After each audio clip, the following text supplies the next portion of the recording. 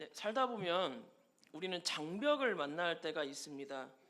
쉽게 넘어갈 수 있는 장애물과 같은 장벽이 있을 때도 있는데요. 정말 난공불락의 높은 성벽과 같은 그런 위협감이 우리에게 들게 하는, 정말 우리를 압도시키는 그런 큰 장벽을 우리의 인생에서 만날 때가 있습니다. 우리의 삶에서 우리는 이런 장벽을 만납니다. 우리 개인도 그렇지만요, 우리의 가정 또는 우리의 교회 또한 장벽을 만날 때가 있습니다. 그럼 우리는, 그리고 우리 가정은, 교회는 이런 장벽을 만났을 때 어떻게 해야 될까요? 오늘 우리가 읽은 말씀은 광야 2세대 이스라엘 백성들이 여호수아의 진두지휘 아래 여리고 성을 점령하는 내용이 기록되어 있습니다. 하나님께서 모세를 통해 이스라엘 백성들을 애굽으로부터 구출하셨죠. 이때 이스라엘 백성을 광야 1세대라고 합니다. 그리고 40여 년 뒤에 이들의 자녀들인 광야 2세대가 드디어 하나님께서 약속하신 가나안 땅에 들어가게 됩니다. 이렇게 세대가 바뀌면서 지도자도 바뀌게 되는데요. 모세에서 누구로 바뀌었을까요? 여호수아로 바뀌게 됩니다. 여호수아와 광야 2세대 이스라엘 백성들은 가나안의 경계선인 요단강을 건넙니다. 그리고 이들은 첫 번째 관문을 맞이하게 되는데요. 가나안 지역에서 첫 번째 관문을 맞이하게 되는데 바로 여리고성입니다. 근데 왜 하필이면 여리고성을 하나님께서는 처음으로 만나게 하셨을까요? 여리고는 가나안 지역의 허리라고 볼 수 있는 중부 지역입니다. 그래서 이곳을 점령하는 게 이스라엘 백성들에게는 정말 매우 중요한 일이었습니다. 왜냐하면 이곳을 장악하면 가나안 지역의 중간 지점을 장악하는 거랑 똑같습니다. 그럼 중간 지점을 장악하면 뭐를 손에 얻을 수 있을까요? 물류, 교통을 장악하게 됩니다. 그리고 이 중간 지점을 장악하면 중간에서 끊어버리잖아요. 가나안 민족 전체가 하나로 모이는 걸 차단할 수 있습니다. 그럼 이스라엘에게는 이 지역이 정말 필요한, 그리고 이 지역을 선점하면 유리한 곳입니다. 그래서 하나님께서는 이스라엘 백성들에게 가장 첫 번째로 여리고성을 허락해 주지 않으셨을까 싶습니다. 그런데요, 이 여리고성을 첫 번째 목표로 하기에는, 첫 번째 관문으로 하기에는 문제가 있었습니다. 어떤 문제냐면 점령하기가 굉장히 어려운 성이었다는 겁니다. 가나안 지역의 다른 성들에 비해 여리고성이 큰 성은 아니었어요. 그런데 정말 견고한 성이었습니다. 넘어설 엄두를 못 내는 난공불락의 성이었습니다. 우선 이 여리고성은요, 이중벽으로 되어 있습니다. 성벽이 두 개의 벽으로 되어 있습니다. 여기서부터 일단은 쉽지 않죠. 자, 우리 키가 180 정도 되는 건장한 성인 남성, 제가 여성은 못 봤어요. 180까지는. 건장한 성인 남성을 보면 어떤 느낌이 드세요? 와, 키 정말 크다. 그죠? 이렇게 올려다 보게 되잖아요. 그렇죠? 자, 이 180cm의 높은 키를 가진 사람, 이 사람을 한번 생각해 보시고 지금부터 제가 들려드린 이야기를 한번 들어보세요. 이 여리고 성의 바깥 성이요 1.8m입니다. 180cm예요. 180cm 키를 가진 건장한 남성의 그 키만큼 성벽 너비가 그 정도입니다. 첫 번째 성벽입니다. 자, 그리고 안쪽에 있는 두 번째 성벽은 3.5m의 두께를 가지고 있습니다. 그러니까 180cm의 두 배인 거예요. 여기서 끝이 아닙니다. 이 첫 번째 성벽과 두 번째 성벽 사이에 틈이 있는데 3.5m에서 4.5m입니다. 180cm의 3배가량입니다. 이 성 넘어가기가 쉽지 않겠죠? 두께가, 바깥에 있는 성 두께가 1.8m, 안쪽에 있는 성 두께가 3.5m, 그리고 그 사이의 벽이 3.5에서 4.5m. 쉽지 않은 성벽입니다. 근데 이 성벽의 높이가 대략 9m였습니다. 이중벽으로 되어 있고요. 성벽의 높이가 9m면 엄청 높죠. 와, 이거 생각만 해도 아찔합니다. 이거 쉽지 않습니다. 이런 여리고성이야말로 정말 난공불락이라 할 수 있지 않을까 싶습니다. 이것만으로도 이 여리고성 넘어가는 게, 이 여리고성을 점령하는 게 쉽지 않은데요. 더 큰 문제가 있습니다. 우리 오늘 말씀 읽었던 여호수아 6장 1절 말씀을 함께 읽겠습니다. 이스라엘 자손들로 말미암아 여리고는 굳게 닫혔고 출입하는 자가 없더라. 아멘. 여리고성 이야기를 시작하면서 뭔가 좀 스산한 그런 느낌이, 그런 분위기가 느껴집니다. 여리고성 사람들이 성문을 굳게 닫고요, 정말 철통 방어를 하고 있습니다. 이들은 이미 이스라엘을 위해 베풀어 주신 하나님의 기적들을 익히 들었어요. 하나님께서 놀라운 능력으로 홍해를 갈라주시고 또 요단강을 갈라주셔서 이스라엘 백성들이 이곳까지 온 그 이야기들을 이 사람들은 다 들었어요. 여리고성 사람들에게 이스라엘 백성은요, 인간의 힘으로 어떻게 할 방법이 없는 그런 두려운 존재입니다.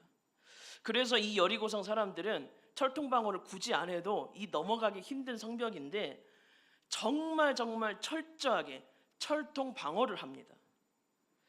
우리나라도 그렇지만 옛날의 전쟁 방식을 보면 성을 점령하는 거였죠. 그러면 점령이 유리할까요? 막는 방어가 유리할까요? 어떤 게 유리할까요? 방어가 유리합니다. 일단 점령을 하려면 성벽을 올라가야 되죠. 그렇죠? 이 성벽을 올라가는 단계가 굉장히 많은 시간과 많은 공이 들어야 되고요. 그리고 이 성벽을 올라가면서 공격에 굉장히 취약해집니다. 그래서 성을 점령하는 것보다 방어하는 게 더 유리합니다. 성을 점령하려면 군사의 한 3분의 1은 희생하고 들어가야 됩니다. 이렇게 정말 여리고성과 같은 이중벽, 정말 점령하기 어려운 성, 그리고 그 성을 철통 방어하고 있는 이 상황, 그렇지 않아도 점령을 해야 되는, 공격을 해야 되는 이 이스라엘 입장에서는 불리한데 엎친 데 덮친 격으로 이중벽에 철통 방어하고 있는 사람들, 더욱더 이스라엘 백성들은 불리해진 상황에 있습니다. 이 성벽을 어떻게 할 수 있는 전략도 없고요, 대책도 없습니다. 자, 이 성벽에 대해 하나님께서 이스라엘 백성들에게 점령할 수 있는 방법을 말씀해 주십니다. 어떤 방법일까요? 기대되지 않으세요? 설명만 들어도 정말 이 넘기 어려운 성벽을 하나님은 어떻게 이스라엘 백성들에게 넘으라고 하실까? 자, 하나님께서는 어떤 기막힌 전략과 방법을 이스라엘 백성들에게 말씀하실까요? 우리 3절 말씀 함께 읽겠습니다. 너희 모든 군사는 그 성을 둘러 성 주위를 매일 한 번씩 돌되. 아멘. 이스라엘에서 선발된 군사들이 매일 하루에 한 바퀴씩 6일 동안 성을 돌라고 하십니다. 그리고 마지막 날, 7째 날에는 성을 7바퀴 돌라고 말씀하세요. 그 다음에 뭔가 좀 특별하고 뭔가 대단한 지시가 있을 것 같은데 이걸로 끝입니다. 난공불락의 정말 거대한 장벽, 이 여리고성 앞에서 하나님께서 이스라엘 백성들에게 주신 해결책은 그냥 성을 돌라는 거였습니다. 6일 동안은 한 바퀴씩, 그리고 마지막 날 7일째 되는 날에는 7바퀴를 돌라. 끝. 언뜻 보면요, 이해가 안 되는 말씀입니다. 성을 몇 바퀴 돈다고 해서 뭐 크게 달라지는 일이 있는 것도 아닙니다. 오히려 공격을 하려면 체력을 아껴야 되는데 일주일의 시간 동안 체력 소모만 하고 있죠. 그리고 이 이해 안 되는 행동을 하면서 이스라엘 백성들이 얼마나 혼란스럽겠어요. 사기가 떨어질 수 있는 그런 위험성이 있습니다. 정말 언뜻 보면 이해되지 않는 이 하나님의 말씀에 이스라엘 백성들 이렇게 행동합니다. 자, 놀랍게도 이렇게 행동합니다. 11절 한번 같이 읽겠습니다. 죄송합니다. 여호수아 6장 14절 함께 읽겠습니다. 그 둘째 날에도 그 성을 한 바퀴 한 번 돌고 진영으로 돌아오니라. 엿새 동안을 이같이 행하니라. 이스라엘 백성은요, 이해되지 않지만, 납득되지 않지만 하나님의 말씀에 온전히 순종합니다. 자, 그러자 무슨 일이 일어났을까요? 20절입니다.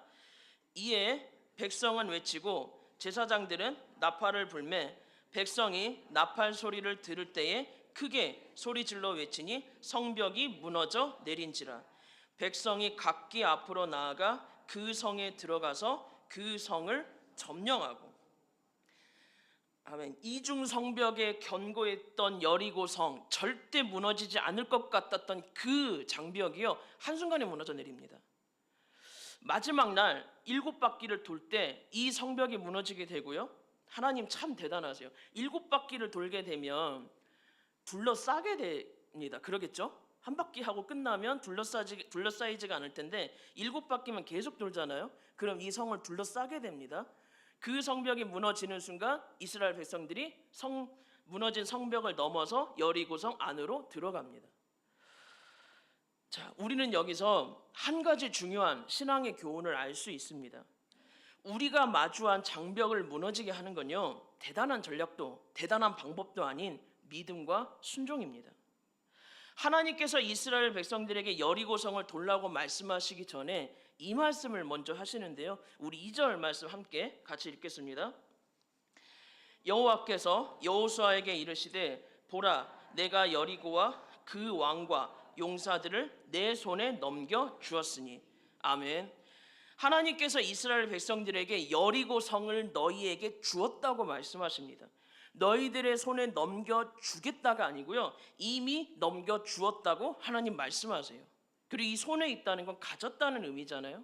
이 주도권을 이스라엘 백성들에게 하나님은 이미 허락해 주셨다고 말씀하십니다.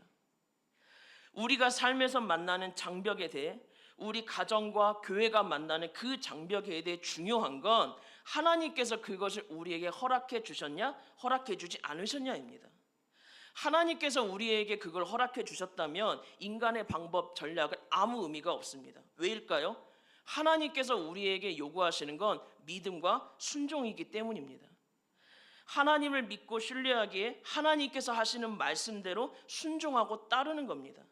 내 생각, 내 경험을 앞서서 방법을 찾고 계획을 세우는 게 아니고요, 철저하게 하나님의 말씀에 귀를 기울이고 하나님께서 말씀하시고 인도하시는 대로 따르는 겁니다. 그런데 우리는 우리의 삶에서 우리에게 주신 하나님의 말씀보다 우리의 전략, 우리의 방법을 먼저 앞세울 때가 많습니다. 우리의 가정과 교회도 마찬가지인 것 같아요. 성령님의 음성에 정말 민감하게 귀 기울이고 그분의 인도하심을 구하는 게 먼저가 아니라 방법과 전략을 찾는 게 먼저일 때가 많습니다. 우리 가정은 먼저 하나님께 겸손히 엎드리고 그분의 말씀을 들어야 됩니다. 우리 가정을 세우시고 인도하시는 분은 하나님이십니다. 가장도 아니고요, 부모도 아니고 하나님이십니다.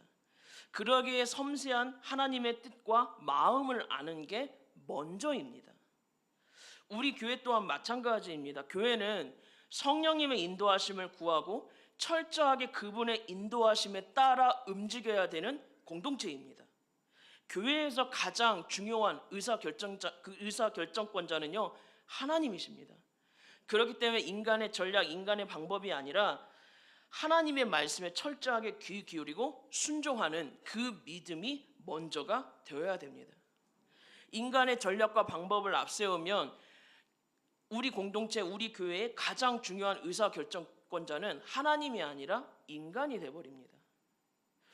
우리는 여리고성이 무너지는 걸 보면 이걸 기억해야 됩니다. 이 거대한 장벽, 여리고성이 무너질 수 있었던 건 철저하게 하나님의 말씀과 인도하심에 귀 기울이고 철저하게 그대로 순종했던 이스라엘 백성들의 믿음과 순종이 있기 때문에 가능한 일이었습니다. 하나님께서 그들의 믿음과 순종을 보시고 일하셨기 때문이에요. 여리고성뿐만이 아닙니다. 하나님께서 광야 1세대, 광야 2세대 이스라엘 백성들 앞에 수많은 장벽을 그동안 만나게 하셨고요. 그때마다 하나님의 말씀에 순종해 그 장벽을 넘어서게 하셨습니다. 이것이 하나님께서 이스라엘 백성들을 훈련시키신 방법입니다. 하나님께서 이스라엘 백성들을 훈련시키는 방법이 정말 지식과 뛰어난 전략과 방법을 터득해서 강하게 하는 게 아니고요. 인간의 생각으로는 이해할 수 없지만, 이해되지 않지만 하나님을 믿고 의지해서 그분의 말씀에 철저하게 순종하게 하는 것, 이게 하나님의 훈련 방법이었습니다. 그리고 그때 하나님께서는 이스라엘 백성들에게 여호와 하나님이 어떤 분인지를 보여주시고 나타내 주셨습니다. 이것이 하나님의 백성을 하나님께서 훈련시키시고 만들어 가시는 방법입니다. 하나님께서 역사하시는 방법입니다. 그러기에 우리는 우리의 삶에서, 가정에서, 교회에서 철저하게 하나님의 말씀에 귀 기울이고 그 말씀에 믿음으로 순종해야 됩니다. 이스라엘 백성들처럼요, 이같이 행해야 됩니다. 이스라엘 백성들은 이렇게 이같이 행하며 하나님의 말씀에 순종했습니다. 어느 정도였냐면 이 정도까지 이스라엘 백성들은 하나님의 말씀에 순종하고 따랐습니다. 자, 하나님께서 이스라엘 백성들에게 여리고성을 돌라고 하시면서 한 가지 중요한 방법을 알려주시는데요. 4절 함께 읽겠습니다. 제사장 7은 양각 나팔을 잡고 언약궤 앞에서 나아갈 것이요 7째 날에는 그 성을 7번 돌며 그 제사장들은 나팔을 불 것이며. 제사장들이 양각 나팔을 잡습니다. 양각 나팔이 어떻게 생겼냐면 이렇게 뿔 모양으로 이렇게 생겼습니다. 자, 이 양각 나팔을 제사장들이 이렇게 길게 불면 백성들은 그때 소리를 외칩니다. 그러면 이 나팔을 안 불 때는 어떻게 했을까요? 10절입니다. 여호수아가 백성에게 명령하여 이르되 너희는 외치지 말며 너희 음성을 들리게 하지 말며 너희 입에서 아무 말도 내지 말라. 그리하다가 내가 너희에게 명령하여 외치라 하는 날에 외칠지니라. 아멘.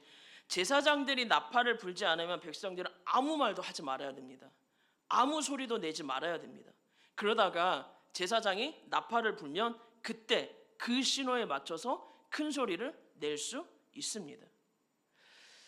이스라엘 백성들은 말 한마디 하는 것, 하지 않는 것조차 하나님의 말씀에 온전히 순종합니다.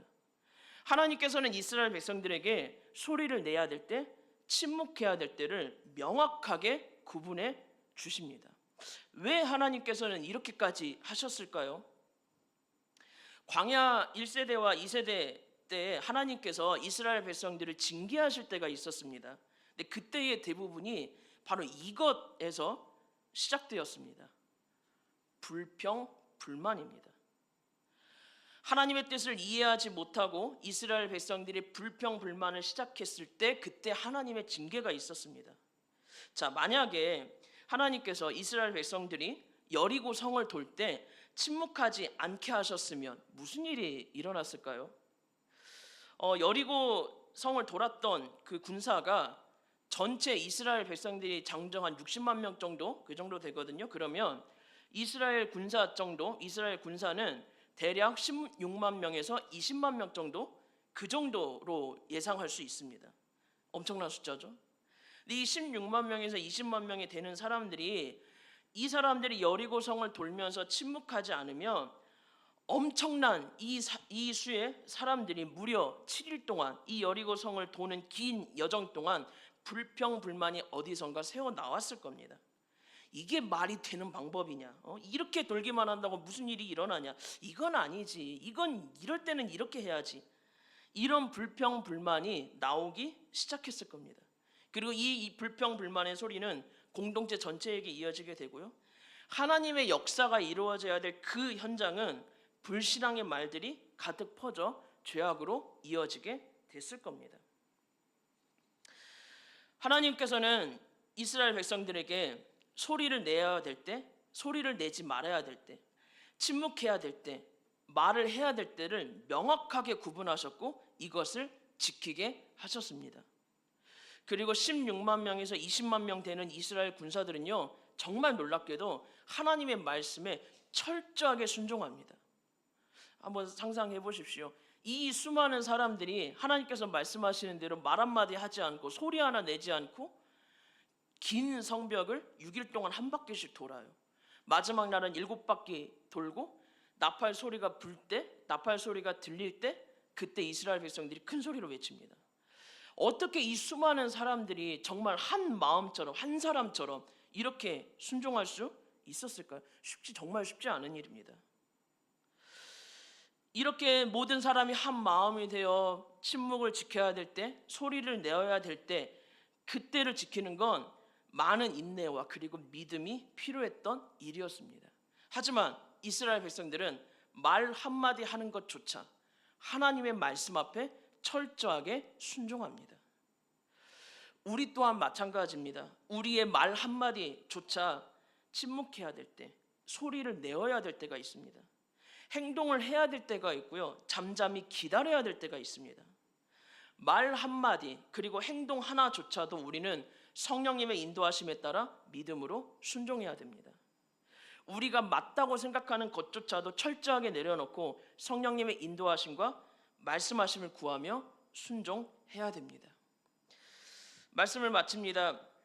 이스라엘이 마주한 굳건하고 높은 장벽 여리고성을 넘어설 수 있었던 비결은 그들이 가진 지혜도 아니고요, 그들이 가진 전략도 아니었습니다. 당시 시대가 가지고 있던 전술과 기술도 아니었습니다. 이들 앞에 놓여진 이 장벽을 넘어설 수 있었던 비결은 바로 하나님에 대한 철저한 믿음과 순종이었습니다. 이들은 말 한마디조차 소리를 내야 될 때, 침묵해야 될 때를 지키며 하나님의 말씀에 순종합니다. 우리가 삶에서, 가정에서, 교회에서 마주하는 장벽을 넘어서는 방법은 하나님 앞에 철저하게 낮아져 그분의 뜻을 구하는 겸손, 그리고 철저하게 믿음으로 순종하는 겁니다. 그때 하나님은 우리의 장벽을 무너뜨리시고요, 우리가 능히 넘어설 수 있도록 하십니다.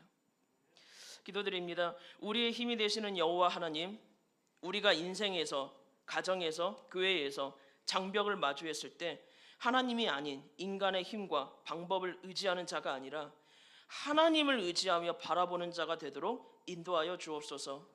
여리고성 앞에서의 이스라엘 백성들처럼 우리의 말 한마디, 행동 하나까지도 철저하게 성령님의 인도하심을 구하며 믿음으로 순종하는 자가 되게 하여 주옵소서.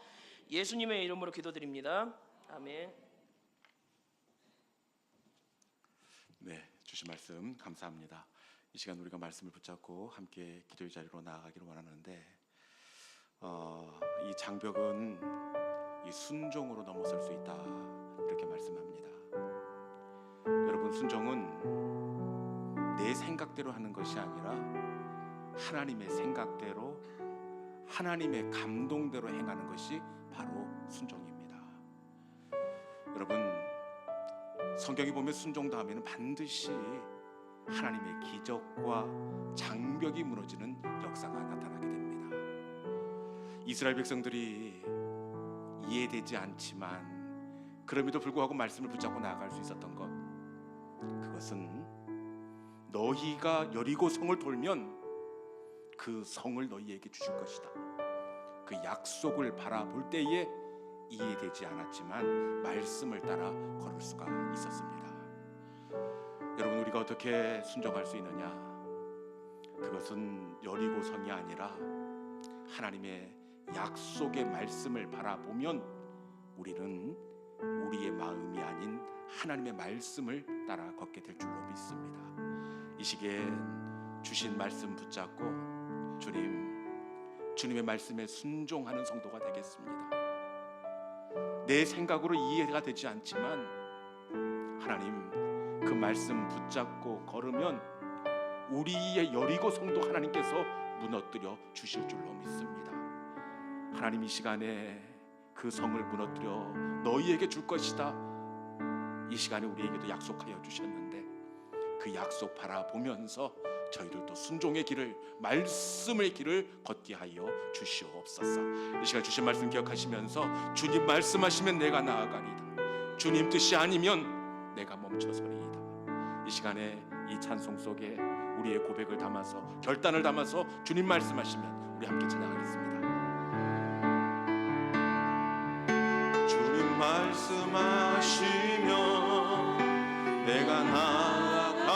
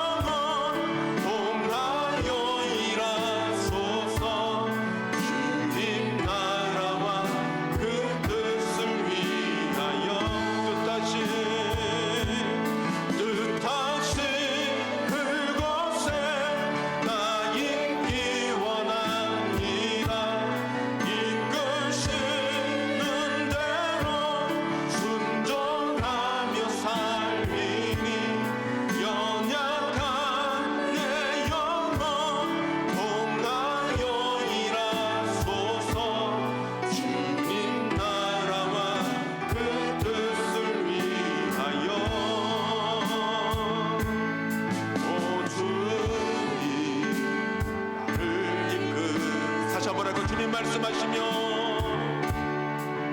주님 말씀하시면 내가 나아갈 주님 뜻이 아니면 멈춰서